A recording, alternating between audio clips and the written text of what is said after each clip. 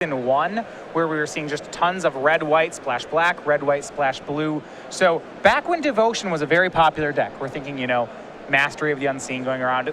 Word was the way to beat it was to go take to the air. We wanted Mantis Riders, we wanted Storm Breath Dragons. Now, ever since Hangerback Walker and Siege Rhino had their way with Standard, this hasn't happened too much, but John should be a pretty good favorite here. He can attack in the air very easily, and Man does not have many ways to stop it. I know you see Steve is starting off with the Temple of Triumph. That's a red-white dual end, but we promise he has green-red Devotion. He just has one as kind of a makeshift mountain.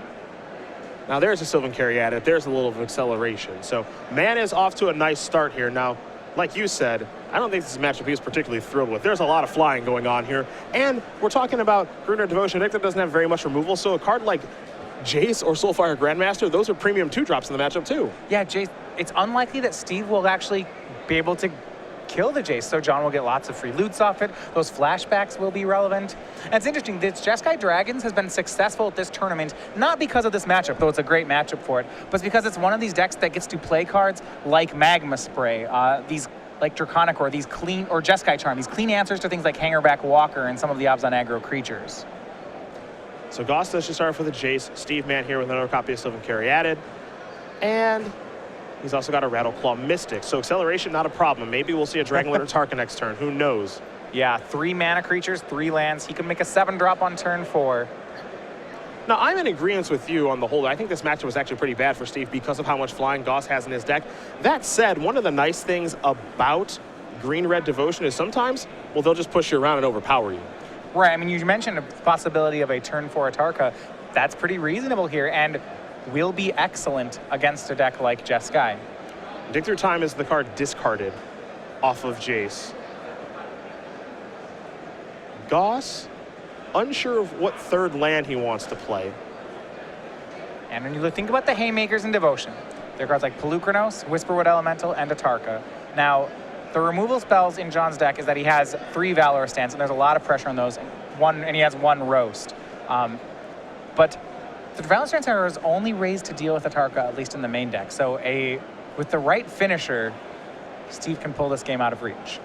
Mantis Rider is here, going to come in for 3 points of damage. Now, pretty classic rule of thumb with Mantis Rider is if it hits you twice, you're probably lost. You get burnt out, or if it hits you twice, so it's probably going to hit you a 3rd time. Well, it's gotten in here once, and we know that green-red Devotion has a real problem with this card, especially game number 1. Sometimes for sideboard options, you know, they've got Arbor Colossus and Plummets and things of that nature, but we're talking game 1 right now, so big stress on Dragonlord Atarka or Pelucranos plus a bunch of mana. Yeah, and those 2 things you mentioned are actually the only answers in the main deck for Steve. He's not playing any copies of something like Crater's Claws, no removal in the main. He actually has no way to kill Mantis Rider. Man is tapping some mana. Perhaps it's Xenagos time. It is. He's just going to have to overpower the Mantis Rider, which with this draw is possible. Well, here's Whispered Elemental. That'll bring a Manifest along with it. So, again, as we mentioned, this is part of the appeal of green-red Devotion where, yeah, I'm in a pretty tough matchup against a deck with a lot of flying and some burn, but how about a Whispered Elemental? Bring along a Manifest. How about Xenagos pumping out Satyrs? How about if I draw a Dragonlord Atarka or a Genesis Hydra? Life's pretty good. That's what he's got to try to do right now. Yeah, so he has a lot of creatures, a lot of threats on his side. There's still a danger, actually, that if John has another Mantis Rider here, that 6 damage per turn will actually win the game faster than Steve's large threats can. Yeah. And I think that's why it's an advantage. Is think about all the things that had to go right for Steve to get this. He had to have 3 mana creatures, Xenagos, Whisperwood, and all John has to do is play lands and Mantis Rider. His equation is very simple and comes together a lot more often. John, with a lot to think about this turn. You know, you always are trying to figure out what that Manifest may be. You're just hoping, okay, it's not a Dragonlord Atarka, or hopefully it's an irrelevant mana creature or something of that nature. So you try not to focus too much attention on that. He's going to start with a Jace activation. Yeah, well, if Steve hadn't plus to the Xenagos, John would have the option of attacking Xenagos with Mantis Rider, taking it down, maybe using a removal spell on Whisperwood, and playing a slower game. But because Xenagos is at 4, dealing with Xenagos will likely cost John his attack and a spell in his hand. And that's awfully slow when your opponent gets to keep Whisperwood Elemental around. Yeah, and for me, I would just want to ignore it at this point. Xenagos is scary to have around, yes, with the amount of mana that it can generate for a Genesis Hydra, but you know, I don't think I'm going to win this game by knocking it down to 1 and then killing it the next turn. That's basically 2 fogs. Exactly. And you just pointed on the thing that the danger of it keeping around is if Steve has anything simple like a Genesis Hydra, then we might see something like Genesis Hydra into Dragonlord Atarka, or these really powerful plays that will sweep John's board. Even Pelukrinos is pretty good. Boy, John is going to discard a copy of Stormbreath Dragon. That is pretty telling if he's putting that card in the graveyard. Well, I believe he has another Mantis Rider. That could knock Steve down to 11. And the numbers just don't add up perfect here. So if he had the mana to go another Mantis Rider this turn and a Stormbreath on turn 5, it would knock Steve down to 1 on turn 5, not 0. There's your second Mantis Rider. Coming on in. I like that he is attacking Steve and not the Xenagos. Mystic Monastery passed the turn back. If you're John, you were just crossing your fingers and hoping that this Green Red Devotion deck doesn't vomit up something insane. But it has the propensity of doing just that. You're not wrong. Now, the damage from Jeskai is a little more honest than sometimes you'd expect. An attack like Mantis Riders plus Stoke the Flames used to be a very big possibility. John's deck, because of this Dragon package, Thunderbreak, Regent Sense, Stormbreaths, is not playing any copies of Stoke the Flames. He has 2 exquisite Firecrafts in the burn spot, and that speaks a lot to the fact that his creatures are larger. He doesn't convoke very well. He'd rather just have the extra utility of having a Firecraft be a mana cheaper and having some upside. But you're right. Does Steve have a Pelukrinos or a Genesis Hydra? Either of those should grab the game for him. Even a Dragonlord Atarka in his hand will be hard for John to beat.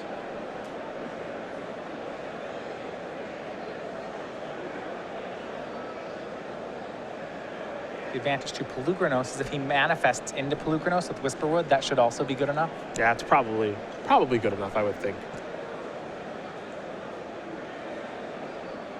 And it looks like the Dragonlord is in his hand. Yeah.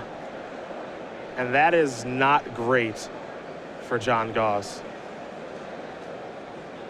What Steve's trying to do right now is he's trying to identify what he can attack with. Now, if I am being attacked right now by Rattleclaw Mystic, I'm not feeling good about this game.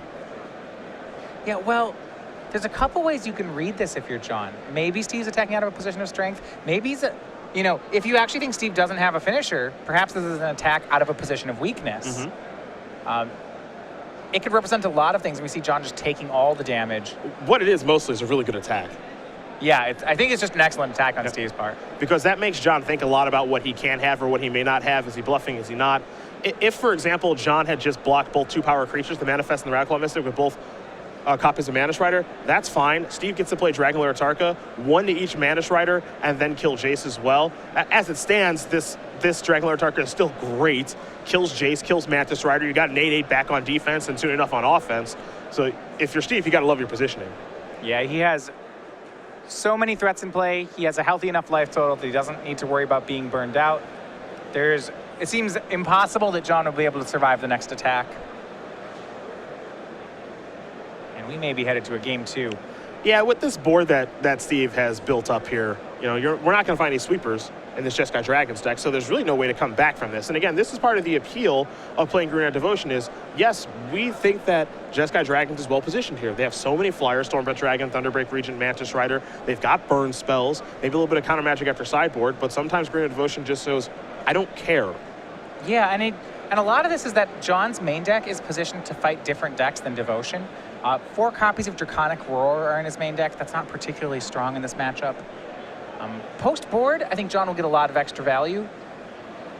But game 1, yeah, he's very susceptible to just mana creatures, something big. And for what it's worth, John's start was great.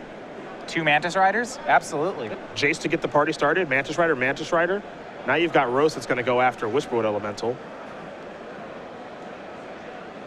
But this is just the passing of the turn. So Steve will get to untap 2 Manifest, Dragonlord Atarka, active Xenagos over there, a boatload of mana. Right, and even though John had a removal spell for one of Steve's best cards, there's this snowball effect that Green Red Devotion tends to have. Once you get a Whisperwood, it makes more creatures to make your Xenagos better. Your Xenagos being better makes your Genesis Hydra better, which then makes your next card better. Everything's compounding.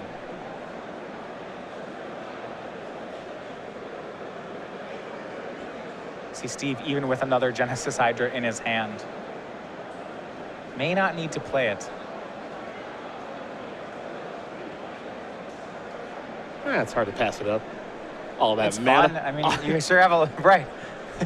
I don't want to say no to that. Xenagos Colossus for 7. 3 more lands, 4 mana creatures. It's a Hydra for 12. Yeah, it's pretty big. Certainly bringing something relevant along with it. Sure, I bet your top 12 cards have something good in them. Yeah. Steve, very methodical in his ways.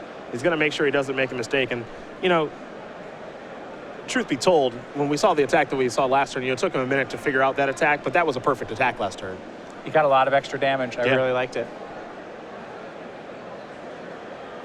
So the Xenagos elevator might be going up, might be making a Satyr token. It's unclear what Steve wants to do with it just yet. But for number 30 on our Season 3 leaderboard and former player in the Players' Championship last year, he knows his way around a green-red devotion deck. And he's making a deep run here with it, and it looks like game number 1 is certainly in his favor right now. Yeah, if he makes a Satyr, he's still a removal spell on Dragon Lord would leave John at 1. Here's a backup Xenagos. But 2 Satyrs, and now the attack is lethal even through a kill spell. Steve Mann going to win game number 1 here over John Goss. Green Red Devotion up a game over Jeskai Dragons. You saw Mann take his time that turn, figure out what the best line of play is. Me, I just wanted to cash Genesis Hydra for $1 million and have some fun. He wanted to figure out the best line to win the game. Yeah, his play certainly wasn't as flashy, but it won very convincingly. That's why he's down there and I'm in here as we take a look at the sideboards now. We'll start with John Goss and his Jeskai Dragons deck. You've got that in front of you. What do we see? All right, well, the big play is that John can adapt his spell package to better fit this matchup. Rather than being so heavy on things like Draconic Roar or Magma Spray, he has 3 Disdainful Strokes in his sideboard, which will be excellent against a Devotion deck. A lot of times they're hinging on one spell to do a lot of their work. Other cards in his sideboard, he has a copy of Elspeth, 3 copies of Anger of the Gods. That has always been a good player against a Devotion strategy. 2 copies of Tragic Arrogance. So those 8 cards, the Tragic Arrogance, the Disdainful Stroke, and the Anger of Gods should all be pretty good in this matchup, and I think will turn things in his favor post-boards. We'll take a look here at Steve Mann's sideboard. He's got a couple copies of Rending Volley. He's got 2 Seismic Ruptures, 3 Mistcutter Hydras, 2 Arbor Colossus, a See the Unwritten, 3 Nightly Disciples, a Roast, and a Nissa Worldwaker. Well, for Mann's side, I think he'd like to have some threats that are more difficult to answer. Mistcutter Hydra definitely can be a player in that way. It can't be countered by Disdainful Stroke. Arbor Colossus blocks flyers, which is a huge problem out of John's deck. Rending Volley as a 2 of, it's a good answer to Mantis Rider, though it's short on targets in this matchup. So it'll be interesting to see whether he goes to them. I think when he's on the draw, he may need them just because a turn 3 Mantis Rider is so much of a threat. Well, these players will shuffle up and get ready here for game number 2. John Goss will be on the play. In the meantime, we will talk about our Season 2 Invitational Champion. That, of course, is Ali Antrazi and his beautiful Angel token with his son Aiden in hand. Couple of ways you can go about getting this thing, even though there's not a lot of time left since we're going to have a new one after this Invitational is over. It goes to all Open Series players who are playing in our main events. We've also got these being given away to all 5K Premier IQ players. And then last but certainly not least, in all orders from StarCityGames.com, $5 minimum order, Season 2 Invitational Champion, Ali Antrazi. He is our 4/4 Angel token, and he will be playing in our Players' Championship later this year at the Star City Games Center in Roanoke, Virginia. And perhaps one of these 2 players that we're watching right now will be in John Goss and Steve Mann. Last year, we got to see Steve Mann do battle in that tournament, and you know, he, along with Logan Mize, 2 players from the Florida area who really do kind of fly under the radar, both in top 8 contention. Yeah, they're both in top 8 contention, absolutely both needing to win out. Mann at 11-3 and Logan at 11-1. But yeah, both of them trying to get their way back to the Players' Championship. Neither of them are particularly high in the points race, so this invitational bid is important to both of them. Mann, as I mentioned, very methodical in his ways. Definitely a thinking man's magic player, excuse me. Takes a lot of his time on his turn, but more often than not comes to a decision that is right. You saw that attack there with those 2 power creatures when he was going to play Dragon Lord Tarka, trying to figure out the best way to get value on that turn. And currently up a game with a deck, really? If you think about it, and I think about the pregame show, you know, we talked so much about Hangerback Walker this and Hangerback Walker that. We didn't really talk about Green Red Devotion all that much. Yeah, well, Devotion, a sneakier deck. It can be good against Abzan decks. Certainly can overpower their draws. Now, it has some weakness to cards like Dramoka's Command. Corsair Crufix can really be eaten by that. And I think that's why we've seen a shift more toward red devotion. Sometimes you see white devotion with cards like Mastery. You can't really play that in a Dromoka's Command metagame. I am a little curious. Why don't we ever see any Hanger Back Walkers in Green Red Devotion? Is that just not a good enough payoff card? Well, so Green Red Devotion is a really high synergy based deck. So when you have cards like Genesis Hydra, mana creatures, cards like Nykthos that really require this engine to get them working, Hangerback Walker sees play because it's just very solid. It's a value style card. You'll get a lot of cards out of it every time you play it. It'll slowly get bigger, but that sort of slow, methodical card isn't really what Green Red Devotion's interested in. Its cards are very polarized in that they're either mana creatures or they're cards with huge payoff. And Hangerback Walker doesn't really fit into either of those categories. That makes sense. You know, it's easy because like, you look at Hangerback Walker, you look at a deck that can make a bunch of mana, you say, yeah, it says X in it. Yeah, this should probably be in here, but you know, you can say the same thing for Kratos Claws, and not everyone plays that in this deck either, and Steve Mann's not running any this particular weekend. So the slots, you know, they can be negotiated in this deck, but it almost feels like with Green Red Devotion, you're locked into like 52 cards right away. Yeah, and it's just, think about the payoff with the X's. You know, if you have 8 mana, you could play a Dragonlord Atarka, or you could play a Hangerback Walker on 4. The Hangerback Walker on 4 doesn't have that much payoff to it. Sure, it's a good play, but it can trade with some kill spells. It'll just make you incremental value over time, and that incremental value isn't what the Devotion deck's interested in. Yeah, that's legitimate. It wants to do something a little bit more splashy, a little bit bigger than that. Like you said, Dragonlord Atarka, that costs 8, so does Hangerback Walker for 4. I'll take Dragonlord Atarka every time. Yeah. Now, one card that Goss does have in his sideboard, and you know, it's a card that we have not seen very much of this weekend during the standard portion, though it does play a huge role in this matchup, is Tragic Arrogance. As we saw in that last game from Steve Mann, they like to flood the board with a bunch of stuff, and Tragic Arrogance really does punish you for doing that. So, to me, it might be John's most important card in the sideboard. Well, yeah, Steve's deck is a deck that plays mana creatures, and is trying to build up devotion for Nykthos. He is priced into committing to the board. He may know about Tragic Arrogance or even expect it, but it's not like he can play around it. You know, holding a mana creature in your hand isn't a reasonable thing to do. They just have to put everything on the table. You're right. You play out your hand. What Steve would like to hope then is that the thing he ramps into is strong enough that he doesn't particularly care when his board gets swept. You know, something like if he manages to Genesis Hydra into a Xenagos, okay, this is fine. You can Tragic Arrogance on this board. Both players are going to take a look at their opening hands.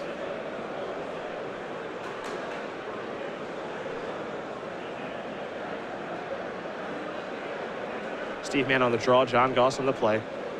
John with a great start last game, but it was not good enough. Jason a double Mantis Rider. Steve was able to overpower that. John's got to hope that doesn't happen again.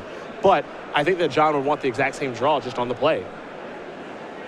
Yeah, I mean, you're right. Jason to 2 Mantis Riders is pretty excellent here. On the play, he gets 6 more damage off the Mantis Riders. Now, It did turn out that that may have not been enough to win there. Steve had a great hand. But if you mix in something like a Disdainful Stroke, then John's hand definitely gets there. Yeah. John's going to take a mulligan. Steve will sit tight with his 7 cards. So we'll see if Goss can find a better 6 to work with. He's got plenty of cards to sideboard out in this matchup. Draconic Roar, not really an MVP here. Magma Spray is pretty mediocre. It does kill Elvish Mystic, and it also kills Rattleclaw Mystic, but I'm not sure if that's exactly where you want to be. You probably want to try to battle the high-end threats. That's why you see a card like Disdainful Stroke come in.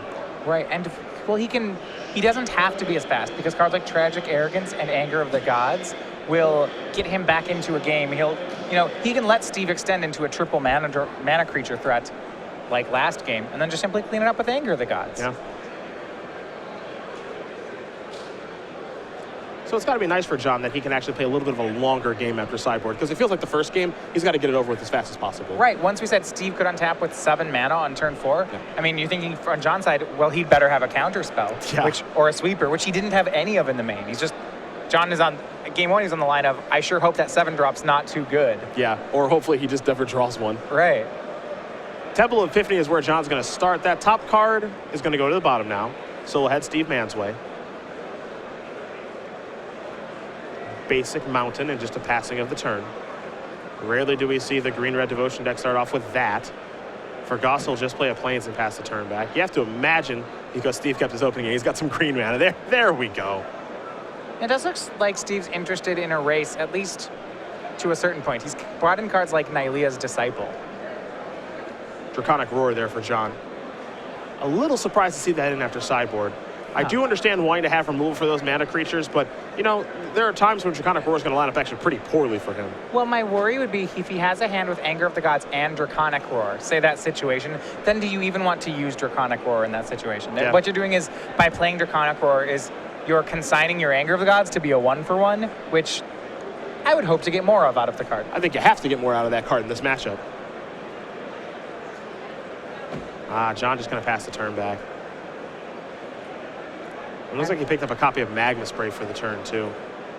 Yeah, so he has a lot of that cheap removal in. And it does make sense. Game 1, he lost to a flood of small creatures. I could see him wanting to aggressively go after Steve's mana. That said, if John doesn't present a threat, Steve can just play lands and then play 5-drops, and that'll be very efficient here. There's Pelucranos. Right. He doesn't have to ramp, as we're seeing. A Valorous stance will take care of that. And I don't dislike what John's doing here, but this would be a lot more effective if he had really, I mean, obviously a Mantis Rider or even a Soulfire Grandmaster in play. Just something out there getting to work. Right, when these cards trade, he's not gaining any value. So eventually he'll have to start trading with Steve's larger threats. But Steve's threats are designed in such a way that they don't trade very well. Genesis Hydra, Whisperwood Elemental, they get additional values. That when you trade with them, Steve will get something left over. That's a Morph, a Forest, and Mann will pass the turn back over to Goss. Goss has another removal spell here, but I don't really like how this game is going for him right now. Yeah, it's kind of trading and stuff for these burn spells. Yeah, I mean, they get to do something, but John's got to draw some action. If John's deck had a Treasure Cruise in it, then it'd be great. Yeah, I would like okay that. with this. If he had a creature in play like this, there's a lot of things that he could be doing that would make this acceptable. He does have 2 copies of Dig Through Time. If one's in his hand, this is more reasonable. It is interesting to see him go to Dig Through Time. Typically, we've seen Jeskai decks be heavier on Treasure Cruise when they get to pick between the 2. It shows that he's definitely become more of a mid-ranged dragon-style deck than what you'd come to expect. I think he finally found a flyer.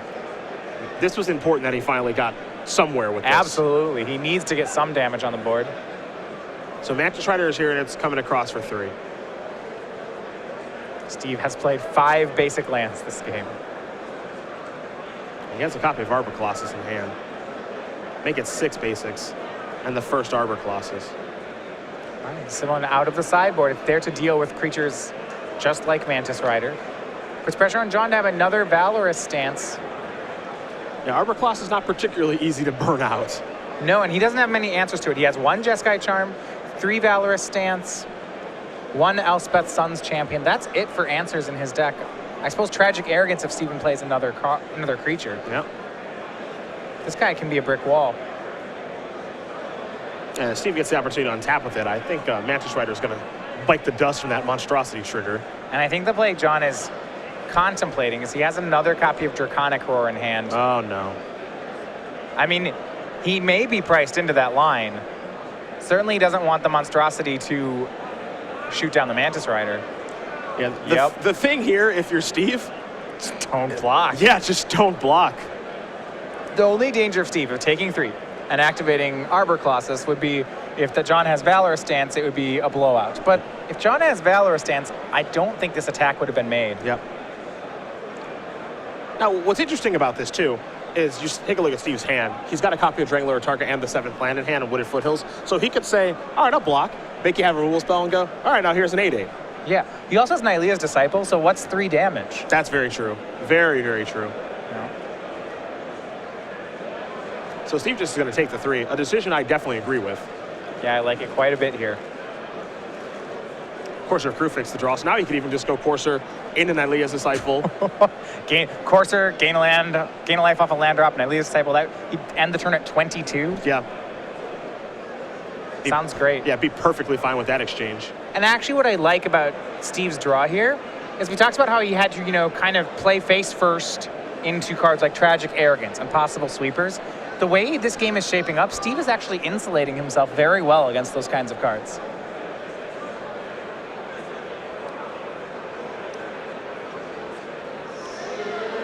Mann's going to start with the Courser. That's in there. We'll take a look at the top card, Dragon Lord Tarka. Here comes the Wooded Foothills. That'll trigger the Courser. Mann will gain a life. We'll see if he wants to sacrifice the Foothills, which means he'll have to shuffle away the Dragon Lord Tarka. Yeah, it is his second copy, so he may want to do that.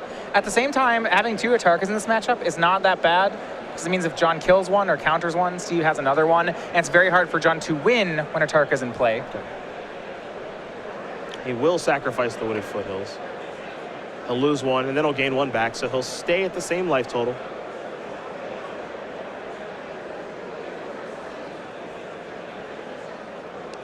Steve doing all this pre-combat in case there's some combination of cards that kills the Arbor Colossus. Steve wants to make sure he gets full life gain. Top card's a Forest now. I do think Steve suspects Draconic Roar here. Yeah, I mean, he's definitely playing around some sort of damage spell. He saw Roast last game. Yeah. So if it's Roast, this attack is safe. If it's Draconic Roar, it's not. At the same time, Steve isn't actually under pressure to attack.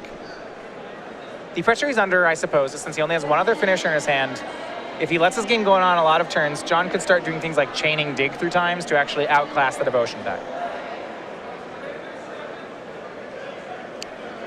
Looks like he might be coming in here with Arbor Colossus, though. He's going to gain all that life in Nylea Disciple. Up to 22. But I think if I'm Steve in this position, given my hand, Dragon Lord Tarka, and given Arbor Colossus, I'm just hanging. You maybe have a turn to get maximum value. Yeah. Might just hang out, not do too much. Just go ahead. Not going to run my Arbor Colossus into anything. Suppose the big downside is now if John has something like Tragic Arrogance, he'll have missed 6 damage. Yeah. But his deck doesn't win the game in multiples of 6. When his deck wins, it deals damage in multiples of 20. You know, as we saw last game, once Steve was ahead, the life total wasn't an issue. He's really far ahead then. Right. So yeah, Sound is saying, hey, you missed 6 damage. That sounds bad, but it's not as bad for his deck as it would seem. This is 5 mana. It's a copy of Tragic Arrogance.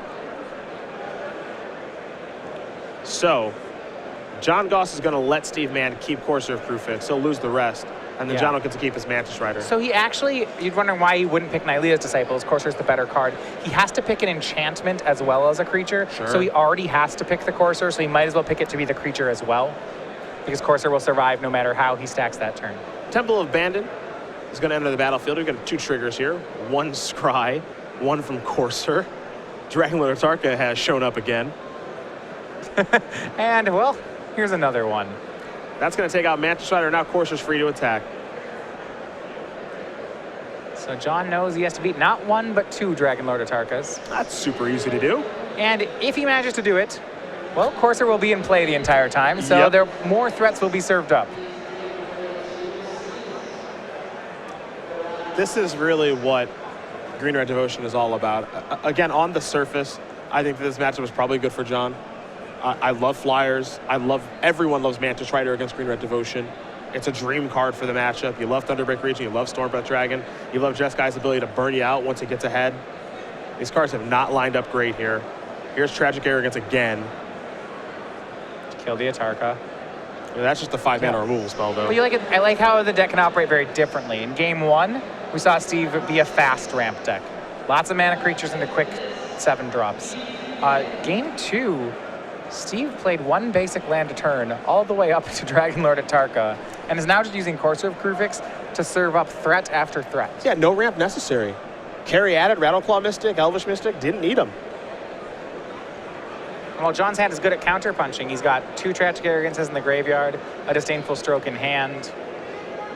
This Courser puts enough pressure on him that he doesn't seem to be able to pull ahead. Interesting turn by Steve there. Had the opportunity to just play Dragon Lord Tarka on that board. That's so greedy. The fact that he doesn't want the 8/8, wants to.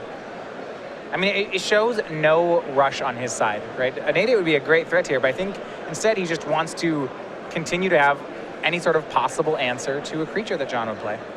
And, you know, I do think that exchange is okay. Just to say, okay, I'm not going to play anything. when you play something, I'll play something. If you have Stormbreath Dragon or Thunderbreak Regent, then I'll play my Dragula Atarka, because I know I'm drawing Genesis Hydra for the turn, and that's going to bring something along with it. Yeah, and I think the Genesis Hydra may have factored into that decision, because now John leaves up a Disdainful Stroke, which I'm sure Steve is aware of, but casting a Genesis Hydra into that seems completely acceptable. Yeah. It looks like it's just going to be a Hydra for 5. Yeah, I think he said 7, yeah, and Got it. tapped his man a little bit funny there. Take a look at the top 7 cards. Dragula Atarka just showing up. So many of them. 2 of them in there, along with the Pelucranos. Some other irrelevant cards. Well, at least John knows where all the Atarkas are now. Yeah. They're either in Steve's hand or on the battlefield. Neither zone beatable. Steve here just takes the Atarka. Had an option at Pelucranos. I'm not passing up an 8/8 flyer. Sure is bigger. And now we'll see whether John has to Disdainful Stroke that Hydra anyway.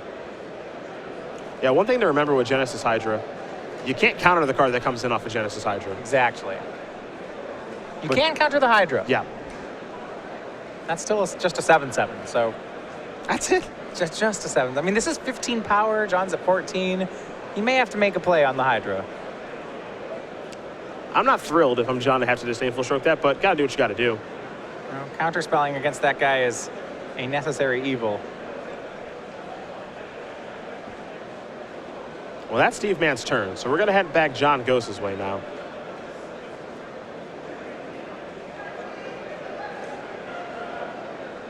Can he? How many of these 8/8s can he deal with? He's tapping a bunch of mana. Okay.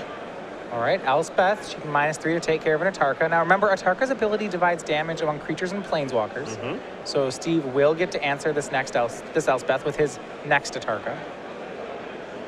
But John, that will put John 1 removal spell away from possibly stabilizing. Does he have it? He doesn't have too many removal spells for Atarka. He's already gone through 1 Valor stance and 1 Elspeth.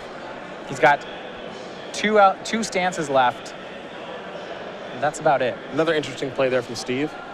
He's got a Sylvan Caryatid in his hand. He elected not to cast it. Tragic Arrogance would certainly be tragic Yep. if he played that Caryatid. Remember, you choose a creature, Yep. so you can still choose the hexproof card. I think it's really smart that he didn't play that turn. Now, we know that John only has 2 copies of Tragic Arrogance in his sideboard, and he's cast them both this game. But Steve can elect to just play around that effect because he doesn't know how many John has. I think it's very smart. Another land from Mann. John's taking 1 hit off the Atarka. 1 more would be lethal. Remember, John has the ability to maybe dig through time into a Valor stance.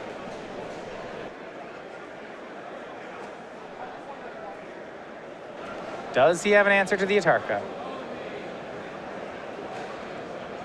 We will see. Or can he find one, rather? Yeah? Thunderbreak Regent. It's a blocker. Yeah, he has. That is exactly what he's at. Sort of helps. Yep. Swing, he'll block. Little trample damage there from Atarka. Right? Data does have trample. John goes to 1. Sets his Flooded Strand aside. Not going to be needing this game. Does he find the Delve spell? Or the Valorous Stance? His last card was Draconic Roar there. Almost had enough damage to deal with the Atarka, but in the end, he does not. Steve Mann going to win this game and match here over John Goss. 2-0. Green-Red Devotion will take care of Jeskai Dragons. For Mann, he moves on to 12-3. And I don't think that 12-3-1 is going to be good enough. It's very unclear, but I imagine that Steve will probably have to play the next round. Yes, some number of the 11-3s may be able to draw, but if I were Steve, I would brace myself for 1 more fight. Well, if he draws like that, I think he'll be just fine. Yeah, made it through a matchup which was honest the tougher end of things for him. On paper, looked pretty bad.